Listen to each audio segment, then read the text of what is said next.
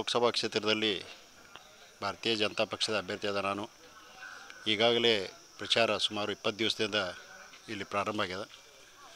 ಬಹಳಷ್ಟು ಒಳ್ಳೆಯ ರೀತಿಯಿಂದ ಪ್ರಚಾರ, ಒಳ್ಳೆಯ ರೀತಿಯಿಂದ ಜನರ ಬೆಂಬಲ ನನಗೆ ಸಿಗ್ತಾ ಇದೆ.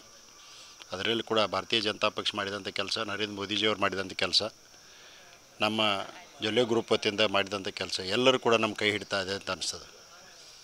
ಅದರಲ್ಲಿ ಕೂಡ ನಮ್ಮ ಎಲ್ಲ ಭಾರತೀಯ ಜನತಾ ಪಕ್ಷದ ಪದಾಧಿಕಾರಿಗಳಿರ್ಬೋದು, ಕಾರ್ಯಕರ್ತರಿರ್ಬೋದು, ಮನೆ ಮನೆಗೆ ಹೋಗಿ ಎಲ್ಲವನ್ನು ಕೂಡ ಪ್ರಚಾರದಲ್ಲಿ ತೊಡಗಿದ್ದಾರೆ ಮತ್ತು ಬಹಳಷ್ಟು ಒಂದು ಸಂಖ್ಯೆಯಲ್ಲಿ ನಮ್ಮ ಪ್ರಚಾರವನ್ನು ಮಾಡ್ತಾ ಇದ್ದಾರೆ.